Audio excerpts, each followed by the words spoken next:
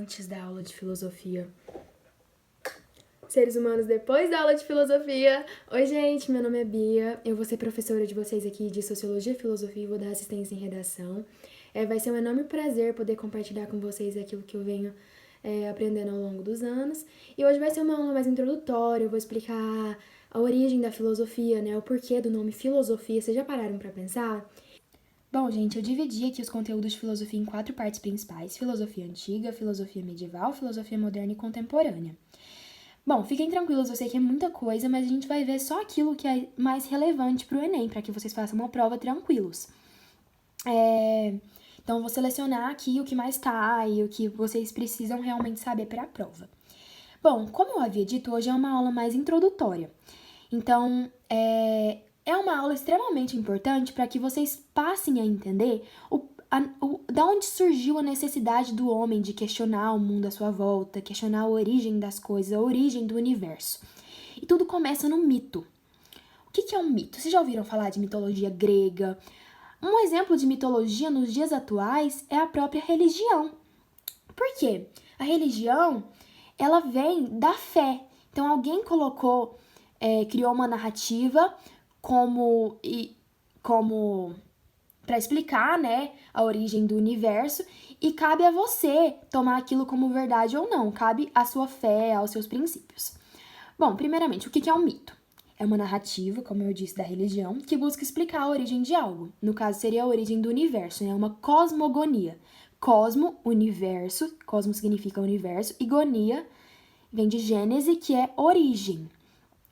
Então, seria a origem do universo. Cosmogonia seria a origem do universo com base no mito. E essas narrativas, elas possuem a presença de deuses, forças sobrenaturais, elas são sagradas. Então, como elas são explicadas com base na fé, em princípios da fé, elas são sagradas e também são inquestionáveis. O que significa dizer que é inquestionável? Por exemplo, eu falo pra você, o céu é roxo. Você tem que acreditar que o céu é roxo. Você não tem a liberdade de vir e falar pra mim, não, o céu é verde, não, o céu é azul, entendeu? Você tem que aderir àquilo como verdade. Uma verdade dogmática, uma verdade que você não pode questionar. Aqui, ó, a origem da palavra vem do grego mitos, narrar, designar, apontar. Bom, agora vem a grande questão. O que é filosofia? A palavra filosofia, ela vem do grego, né? Ela é composta por 2 outras, filo e sofia. Filo vem de filia, que significa amizade, amor, respeito, e sofia quer dizer sabedoria. Então, se você tem uma amiga que chama Sofia, quer dizer que ela é sábia, já vai mandar uma mensagem pra ela falando assim, amiga, você é sábia. E a palavra E dela vem a palavra, eu não sei como pronunciar, gente, sofos, que significa sábio. E aqui é a grande questão, né? Por que eu preciso aprender filosofia? Muita gente fica falando assim, ai, filosofia é chato, filosofia não serve pra nada. Gente, mas a partir do momento que você passa a questionar tudo aquilo que tá à sua volta, questionar o universo, você passa a entender, você passa a ter dúvidas. E como é bom você ter dúvidas, porque é sinal que você tá aprendendo, né?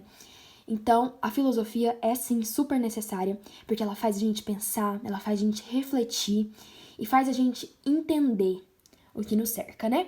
E o mito, ele vai ser bem diferente da filosofia. Por quê? Porque ao passo que o mito busca explicar a origem do universo através de genealogias, alianças entre divindades, né, deuses e tal, não tem essa preocupação com contradições, a filosofia, ela exige uma explicação coerente, lógica, racional. A filosofia, ela permite o questionamento. A filosofia, que é amigo do conhecimento, ela permite que você passe a questionar aquilo que está à sua volta, que você passe a entender o universo com base na razão, que seria a cosmologia, né? A origem do universo com base na razão. Explica a produção natural das coisas através de observações de elementos naturais, que são os pré-socráticos, e não admite contradições. Então, pelos pré-socráticos, que muita gente acha que pré-socrático significa que vem antes de Sócrates, que é um filósofo. Mas essa visão tá errada, porque os pré-socráticos, eles tentam explicar a origem do universo com base em princípios da natureza, em elementos da natureza. Agora, já o Sócrates, ele tenta explicar a origem do universo, ele tem teorias baseadas no humanismo. Então, não é baseado em elementos da natureza, e sim no caráter humano, na alma humana. Tem muito mais a ver com o humano em si. Então, é pré-socrático porque tem esse caráter diferente do pensamento de Sócrates, que é um outro filósofo. Os pré-socráticos, então, eles tentavam explicar a origem, né, que é a arqué. Arqué vem de origem, princípio iniciador, fundamentador, originário. A origem da physis, que é a natureza do mundo, com base em elementos da natureza. Então, cada um falava o que achava que era o elemento principal que originou o surgimento do mundo. Basicamente isso. Os principais pré-socráticos são o Tales de Mileto, que ele falou que tudo veio da água, que a água era responsável pela vida. O princípio de todas as coisas era a água. A água era arqué, o fundador do mundo. O Anaximandro, ele já vai falar que a origem do universo era a apeiron, que significa o indeterminado, indefinido, imutável. Aqui, ó, eu coloquei uma outra definição, que seria a separação dos contrários, que isso vai gerar os opostos, quente, frio, seco, úmido, fogo, água. Então, mas vocês podem aderir o apeiron como indeterminado e ilimitado, assim, como, sei lá, infinito. Como o Anaxímenes, ele vai falar que a origem do universo vem do ar. Então, o ar governa o mundo e todos os seres que nele habitam. O ar é essencial para a vida, ele é encontrado em todos os seres. Da terra sobem vapores e se tornam ar. Então, Anaxímenes, ar. Olha aqui que ele fala que interessante. O homem é resultado do sopro divino. Então, né, o ar. Pitágoras, ele vai falar que o universo, ele vem da exatidão numérica. Então, para ele, a arqué da physis seria a origem do universo, vem dos números, né, da matemática. E ele fala que os números são o primeiro elemento central. E tem uma profunda relação com a religião também. O Heráclito, gente, esse aqui é muito importante. O Heráclito, ele fala que a arqué da physis é o fogo, porque o fogo é aquilo que vai gerar a vida, aquilo que vai transformar a matéria. O Heráclito, ele defende que tudo flui, tudo passa, tudo se move. Então, ele defende o mobilismo, você conseguir se mover, conseguir vir a ser outra coisa, ou... Ele fala aqui, ó, sua ideia mestra é o devir eterno, que tudo tá em constante transformação, que seria esse fogo, né? Porque o fogo, ele arde, ele tá em movimento, ele transforma, né? Ele é intenso.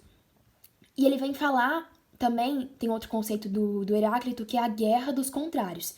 Então, pro Heráclito, esse vir a ser, ele se dá a partir da luta, da disputa entre os contrários, em que um busca superar o outro. Então, por exemplo, a luta entre o dia e a noite, a luta entre o claro e o escuro. Você só pode vir a ser escuro, esse aqui é um exemplo, tá, gente? Se você lutar contra o claro, por exemplo, entendeu? As coisas quentes esfriam, as úmidas secam, o dia torna-se noite. Ou seja, uma coisa vem a ser outra, né? E o Parmênides, gente, sem se lembrar de Parmênides, você pensa que ele é o oposto do Heráclito. Então, pensou em Heráclito, pensa assim, gente, o Parmênides é o oposto. Se o Heráclito defende o mobilismo, o Parmênides defende o imobilismo. Então, ele fala que o ser é algo imutável, eterno e indivisível. Ou seja, se você é alguma coisa, você não pode vir a ser outra. Você não pode sofrer alterações. Então, se você é dia, você é dia. Se você é uma galinha, você é uma galinha. Se você é um ser humano, você é um ser humano. Você não pode vir a ser outra coisa. Entendeu? É nesse sentido. Gente, então, hoje é basicamente isso que eu queria transmitir para vocês. Cada filósofo, cada pré-socrático e qual que é o princípio originador do universo para eles. Bom, gente, tem essa questão aqui do Enem de 2012 que cobrou justamente isso da origem da filosofia.